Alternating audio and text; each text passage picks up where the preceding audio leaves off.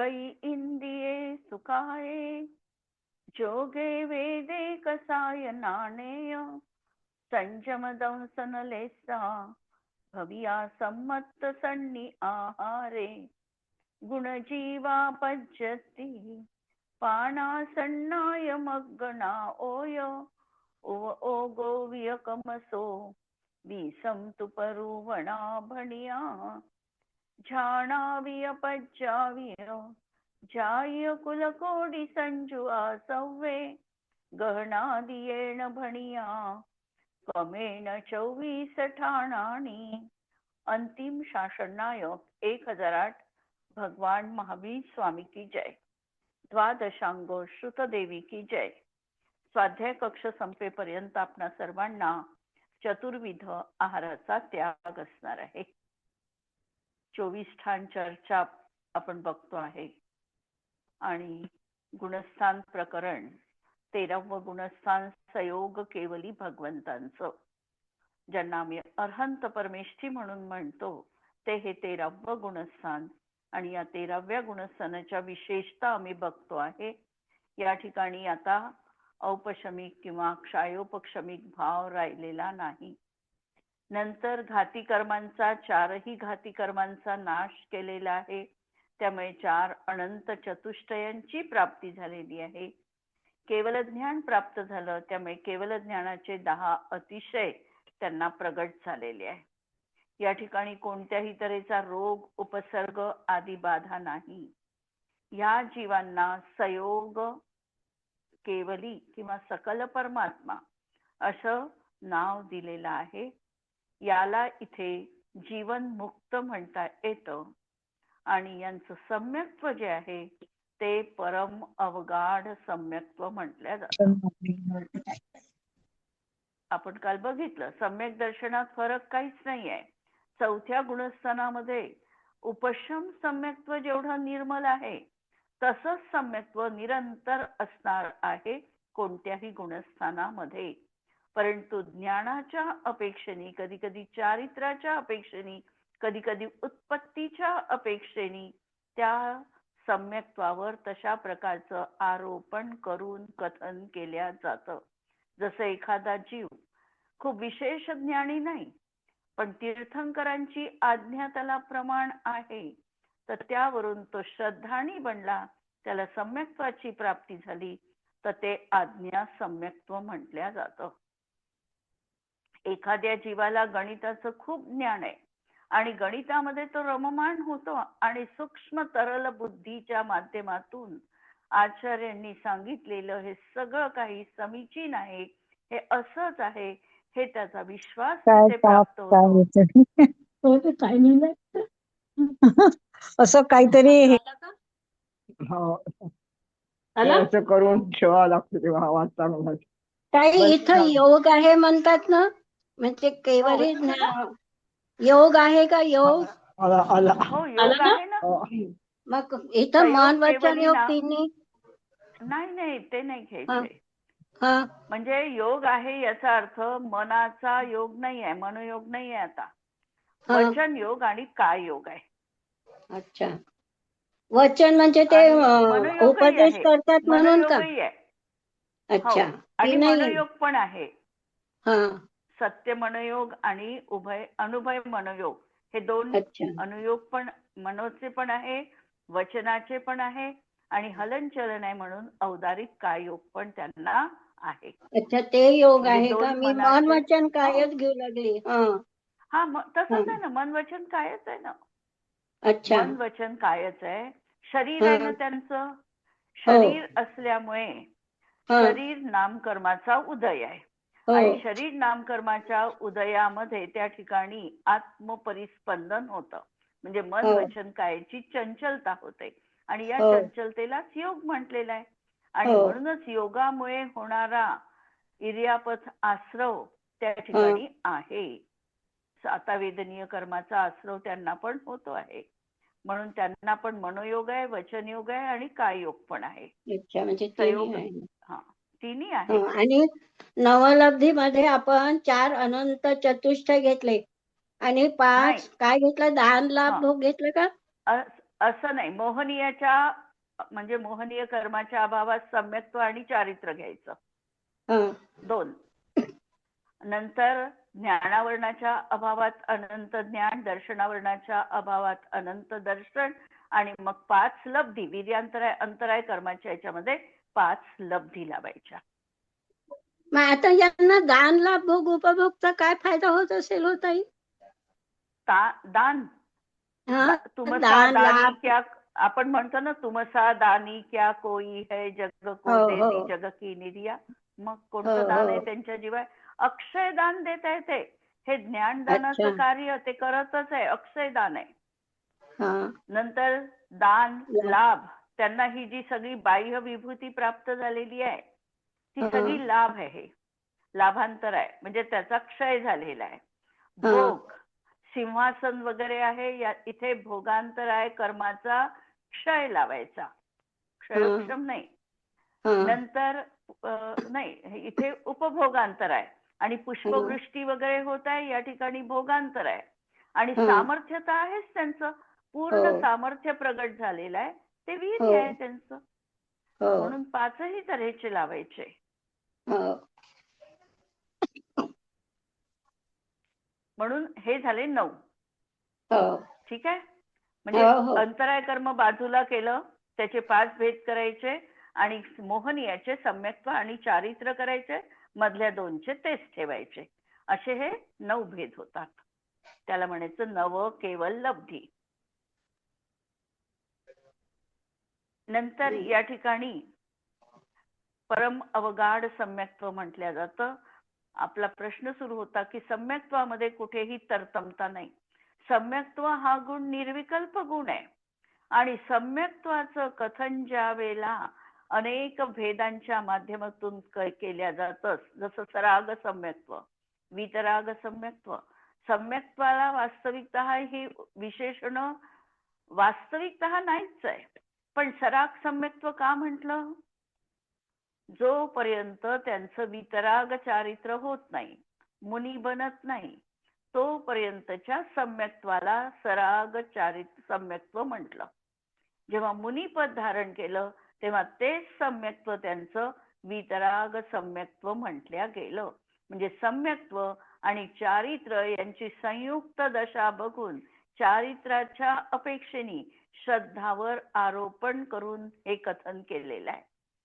तसं सूत्र सम्यक्त्वाबद्दल बोलत होती मी, की एखाद्याला गणिताची अत्यंत आवड आहे, तरलपणा त्याचा प्रगट झालेला आहे, गणितामध्ये तो रममाण झाला आणि रागद्वेषाची हीनता झाली, त्यावेळेला त्याला सम्यक्त्वाची प्राप्ती झाली, तर त्याचं ते सम्यक्त्व सूत्र सम्यक्त्व म्हटलं जातं.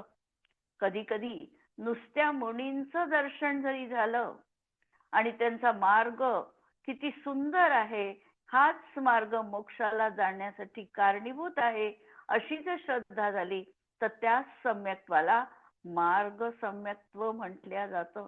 म्हणजे सांगायचा मुद्दा की सम्यक्त्वामध्ये वास्तविकतः भेद नसताना सुद्धा बाह्य कारणावरून, बाह्य गोष्टींवरून सम्यक्त्व कोणत्या पद्धतीने उत्पन्न झालं आणि सम्यक्त्वासोबत कोणतं ज्ञान आहे, त्यावरून सम्यक्त्वाला विविध 10 नावांनी गुणभद्र आचार्यांनी आत्मानुशासन ग्रंथात कथन केलेलं आहे.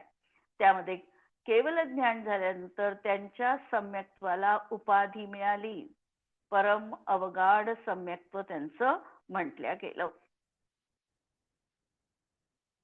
आता इथे काय झालं, केवली हे वास्तविकतः अनेक प्रकारचे म्हटल्या जातात. केवली भगवान आहे, 13वं गुणस्थान आहे, वास्तविकतः त्यांना ही 4 अनंत चतुष्टयाची प्राप्ती झालेली आहे, सर्व समानच दर्जाचे आहेत. असं असताना देखील कित्येक केवली उपदेश देत नाही, त्यांना मुक केवली म्हटल्या जातं. जसं भरताचे 923 मुलं यांनी उपदेश दिला नाही, तर ते मुक केवली म्हटल्या गेले, कारण उपदेश त्यांचा खिरलाच नाही, वाणी त्यांची खिरली नाही.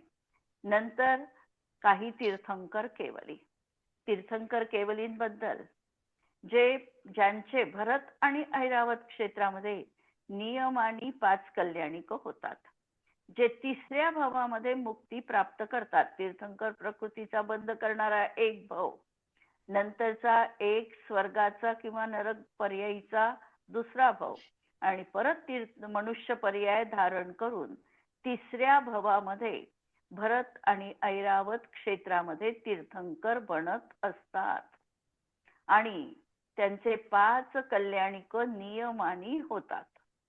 पण विदेह क्षेत्रामध्ये मात्र हा नियम नाही, म्हणून तीर्थंकर हे त्या ठिकाणी 5 कल्याणिक घेऊन पण होऊ शकतात, 3 कल्याणिकांनी पण ते असू शकतात आणि 2 कल्याणिक देखील त्यांचे होऊ शकतात. 5, 3 आणि 2 अशी कल्याणिक होऊन देखील विदेह क्षेत्रामध्ये जीव तीर्थंकर पदवी प्राप्त करू शकतो.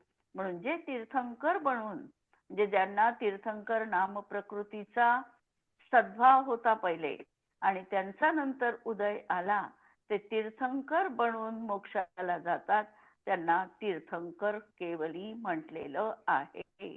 वास्तविकतः ज्ञानामध्ये कोणत्याही अंतर नाही. मुख केवली असेल, तीर्थंकर केवली असेल, ज्ञान दोहोंच्याही जीवनात समान आहे.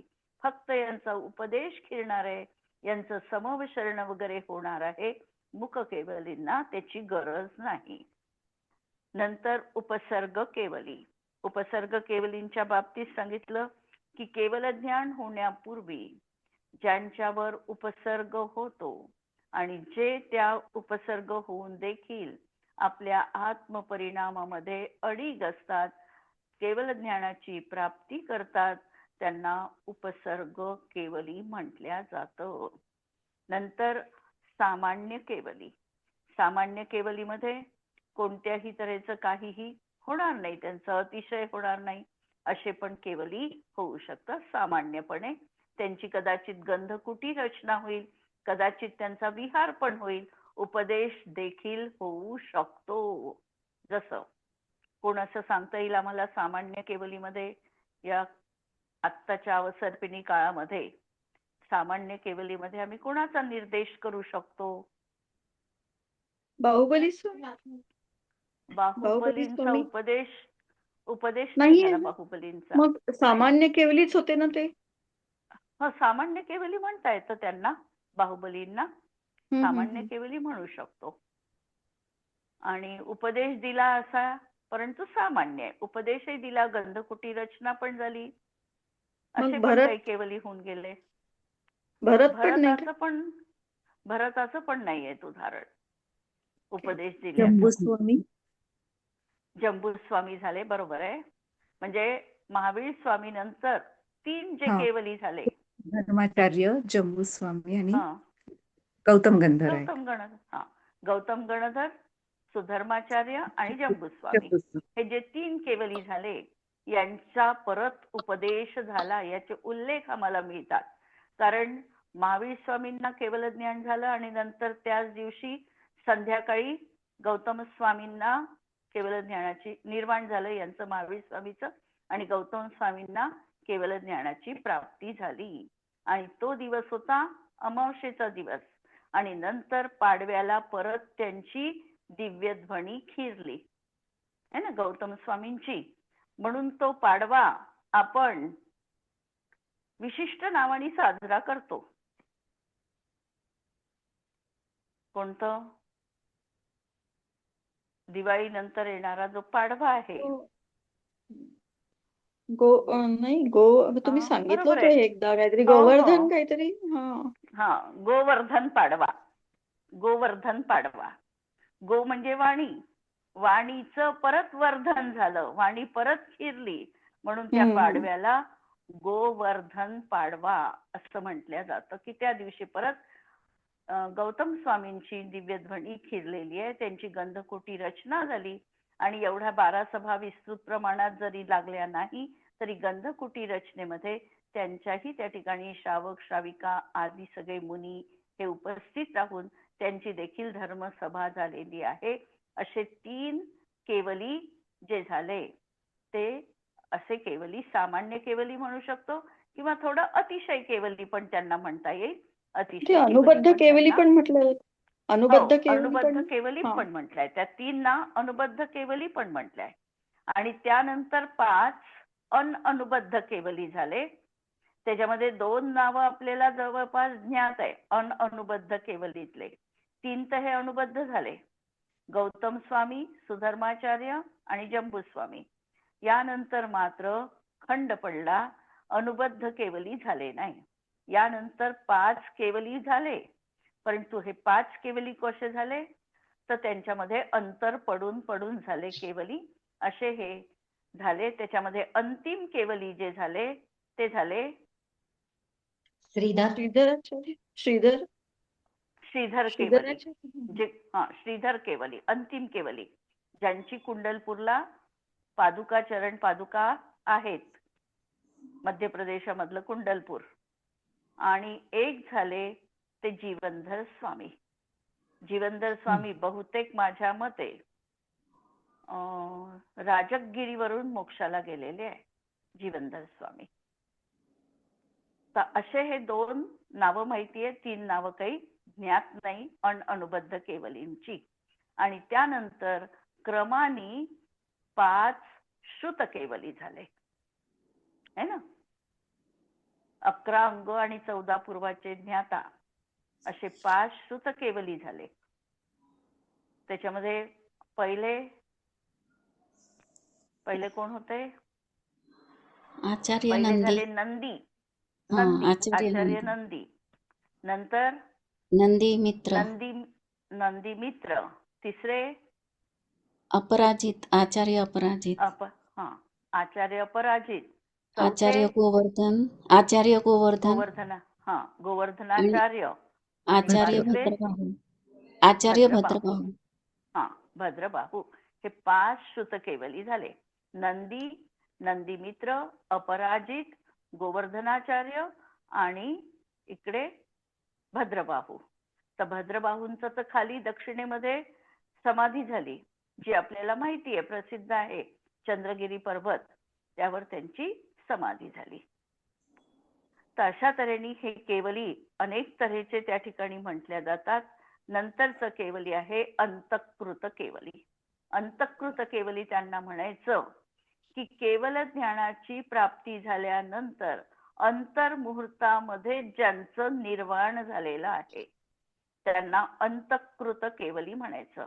कधी कधी अत्यंत घोर उपसर्ग होऊन त्यामध्ये त्यांचं केवल ज्ञान प्राप्त होतं, उपसर्ग संपला की, आणि लगेचच निर्वाण होतं.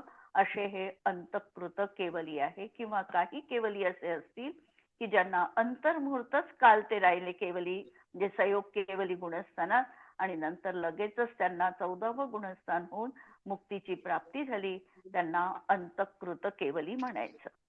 नंतर समुद्घात केवली.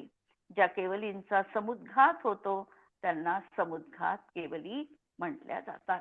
हे अंतःकृत केवली त्यांची दिव्यध्वनी नसेल होत ना, मग अंतर्मुहूर्तातच मोक्षाला गेले ते? नाही, त्यांची दिव्यध्वनी नाही. असा नियम आहे का पण, म्हणजे होऊ शकते किंवा नाही होणार असं काही? नाही, अंतर्मुहूर्तात ज्यांची होते त्यांची होतच नाही. ओके. कारण त्यांना वेळच नाही ना. लगेचच 13व्या गुणस्थानात आलंय. अंतर्मुहूर्त तिथे राहिल्यानंतर लगेचच सूक्ष्म क्रिया प्रतिपाती ध्यान झालं, आणि कदाचित समुद्घातही त्यांना करणं आवश्यक राहील, केवळ समुद्घात. कारण एक अंतर्मुहूर्त आयुष्येष राहिली, बाकीचं कर्म तेवढंच राहील असं नाही आहे. तर समुद्घात होईल त्यांचा, आणि म्हणून होणारच नाही त्यांची दिव्यध्वनी. वाचलं नाहीये पण तर्क लावू शकतो आपण इथे. नंतर अंतःकृत केवली हे झालं. नंतर त्यांचा विहार देखील होत असतो, आणि हा विहार इच्छा रहित आहे. त्यांना कोणत्याही तऱ्हेची इच्छा नाही आता, कारण मोहनी कर्माचा अभाव झाल्यामुळे त्यांचा जो विहार होता हा इच्छा विरहित आहे.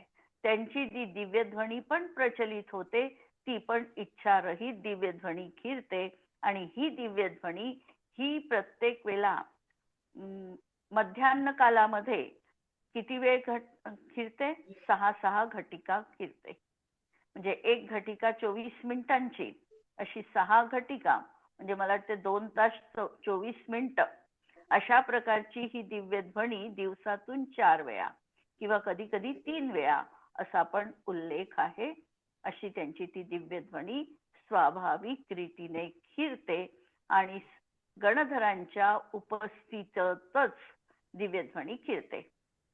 नंतर एखाद्या वेळेला जर चक्रवर्ती किंवा आणखी त्या ठिकाणी कोणी आले 63 लाखा पुरुषांपैकी तर त्यांची दिव्यध्वनी अवेळी सुद्धा खिरते. नंतर आता केवल ज्ञानाची प्राप्ती झाल्यानंतर ते त्यांचं स्थान हे पृथ्वीपासून 5000 धनुष्य वर असतं. नंतर अधर कसं आहे त्यांचं, आता आसन पण असं अधरच आहे वर, आणि कमल पुष्प आहे आणि कमल पुष्पावर देखील ते अधर विराजमान होतात. शरीर परम औदारिक आहे. आता त्यांना कवलाहाराची गरज नाही. तशीच आहार संज्ञा ही 6व्या गुणस्थानापर्यंतच आहे. 7व्यापासून पुढे कवलाहाराचा निषेधच आहे. आणि त्या ठिकाणी आता आहाराचे जे 6 भेद सांगितलेले आहे, कोणते आहाराचे 6 भेद कोणते सांगितलेले आहे? ओजाहार, कौलाहार, लेपाहार, नंतर कर्माहार, मानसिक आहार आणि नो कर्माहार. हा 6 प्रकारचा आहार सांगितलेला आहे. या 6 आहारापैकी केवली भगवंतांना कोणता आहार असतो? तेजोहार किंवा ओजाहार. ओजाहार नाही आहे. नो कर्म आहार राहते. नो कर्माहार. ओजाहार कधी असतो? हा जेव्हा पक्षी अंड उबवितात त्यावेळेला जी ऊर्जा दिली जाते तेव्हा ओजाहार असतो. त्यामुळे तिथे आता त्याचं नाही आहे कार्य, ते आहे नो कर्माहार.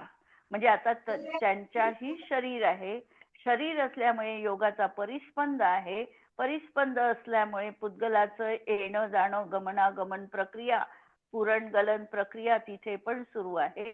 आणि शरीराला जे आवश्यक आहे त्या परमाणूंचं ते ग्रहण करतात आहे. असा हा नो कर्माहार त्यांच्या जीवनात आता आहे. बाकीचा कोणताही आहार नाही. कवलाहार नाही, लेपाहार नाही. लेपाहार म्हणजे वरून जे बाम वगैरे आपण चोपडतो, पोमेट बाम काही पण, याला लेपाहार म्हटलेला आहे. हा पण नाही. कर्म ते ग्रहण करत नाही म्हणून कर्माहार नाही. आणि मानसिक आहार हा देवांचा असतो म्हणून तो आहार पण त्यांना आता नाही. तर त्यांना अशा प्रकारचे 5ही आहार नाही. फक्त त्यांना इथे आता नो कर्माहार एवढाच आहे. नंतर या गुणस्थानात पूर्ण वेळपर्यंत, याचा काल पुष्कळ मोठा असू शकतो, तेवढा काळपर्यंत त्यांना उपचाराने ध्यान म्हटल्या जातं. परंतु वास्तविकतः ते ध्यानाचं फल आहे. ध्यान तिथे आता करण्याची गरज नाही. याचं कारण त्यांना पूर्ण युगपत सगळं काही ज्ञात झालेलं आहे. त्यामुळे एकाग्र चिंता निरोधो ध्यानम हे त्यांच्या जीवनात उतरत नाही.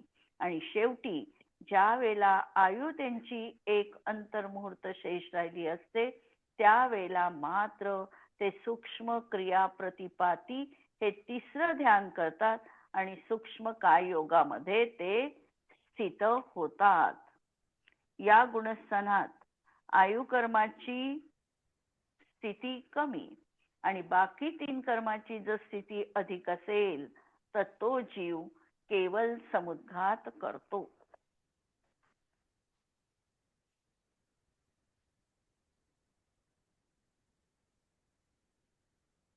अशा तऱ्हेने हे प्रकरण आहे. आता केवल समुद्घाताचं आपल्या प्रश्नोत्तरीमध्ये येणारच आहे, त्यावेळेला आपण ते पाहू. आता 13व्या गुणस्थानाचा चार्ट एकदा लावून घेऊ. आता माहितीच आहे, सोपाच आहे. गती 13व्या गुणस्थानात मनुष्य गती, इंद्रिय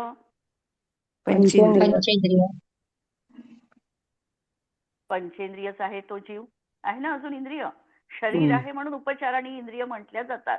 इंद्रियाचं कार्य संपलंय, इंद्रियांनी जाणणं आता नाही, पण शरीर आहे, शरीराची चिन्ह आहे म्हणून पंचेंद्रिय तो जीव म्हटल्या जातो. आणि तसंही पंचेंद्रिय जाती नामकर्माचा त्यांना उदय आहे. काय रस काय रस काय. योग आता 5 4 आणि दोन मनाचे, वचन 2 सात योग वचनाचे असतील. आणि एक आणि काय 3. आता जर आपण ठीक आहे. समुद्घाताच्या अपेक्षेने लावलं तर मिश्र आणि कारमांडका योग. वेद वेदातीत आहे.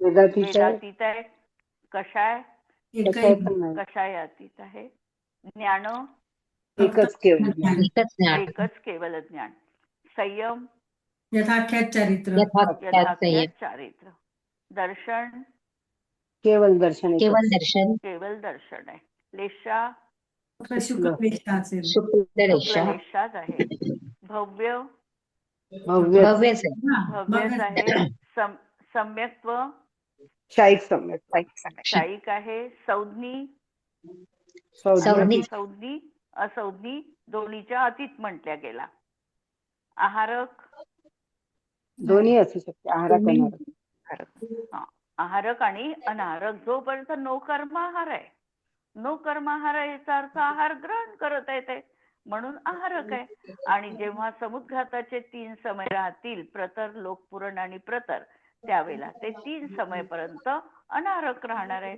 म्हणून आहारक आणि अनाहारक आहे. अन्यथा 13व्या गुणस्थानात संपूर्ण काळापर्यंत ते आहारकच आहे, जर समुद्घात नसेल झाला तर.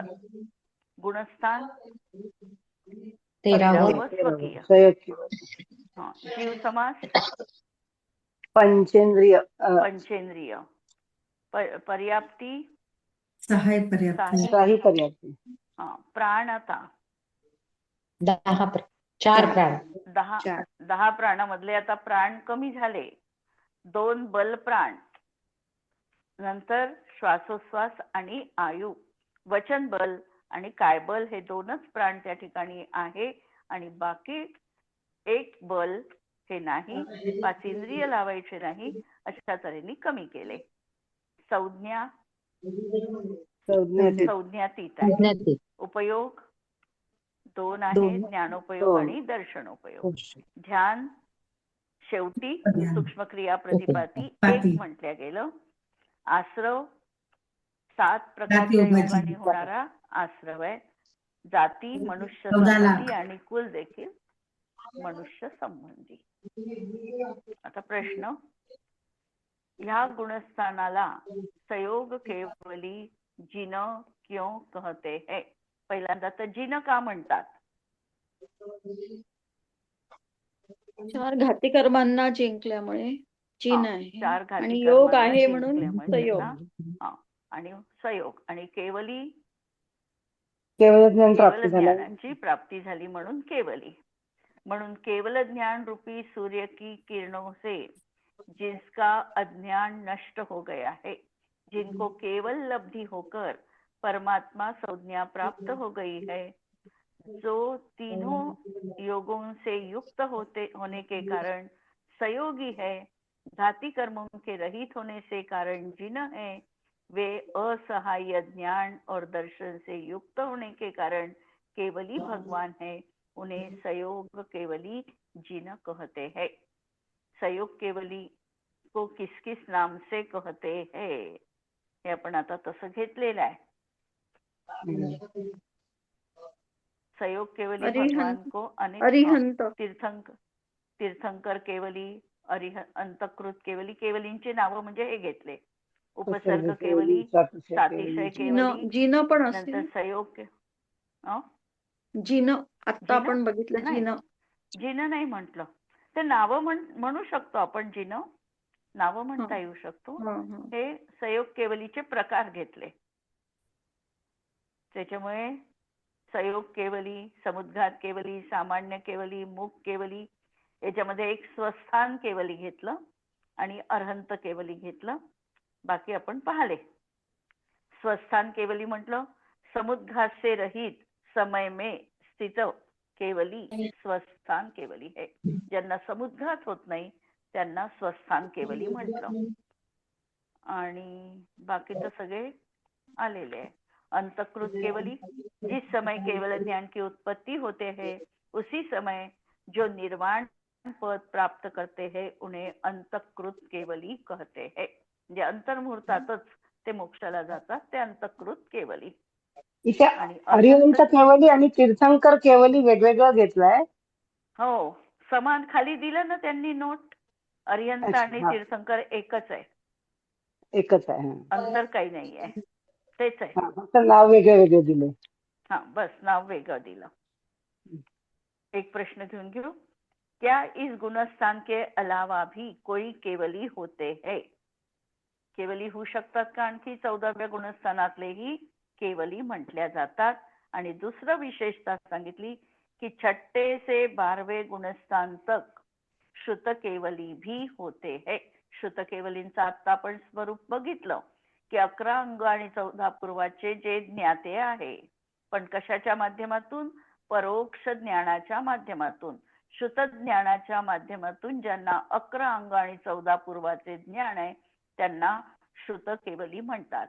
कमीत कमी अष्टप्रवचन मातृकांचं ज्ञान असणारा देखील कदाचित श्रुत केवली संज्ञाल्य प्राप्त होऊ शकतो. आणि जास्तीत जास्त 11 अंग 14 पूर्वाचं पण परोक्ष ज्ञान आहे त्यांना श्रुत केवली म्हणतात.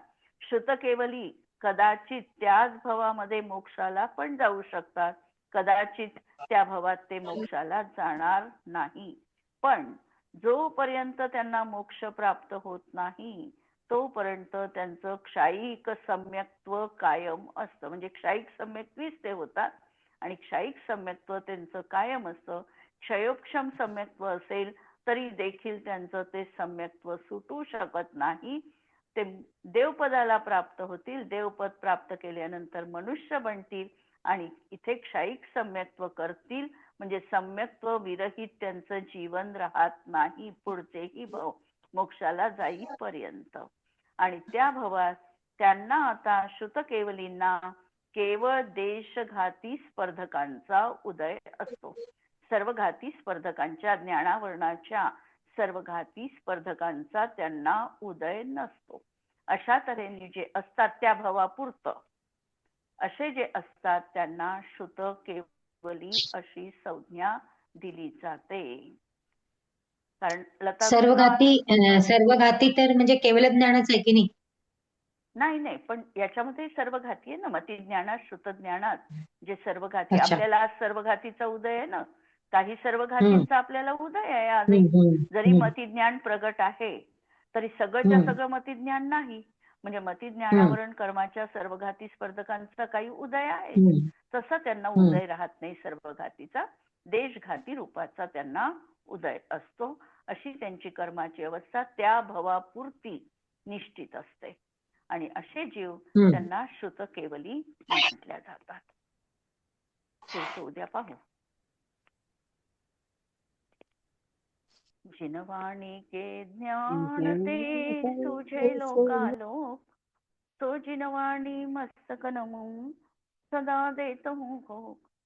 नमो अरिहंताणम, नमो सिद्धाणम, नमो आयर्याणम, नमो वज्रायाणम, नमो लोये सव्वसाहुणम. सर्वांना जय जिनेंद्र.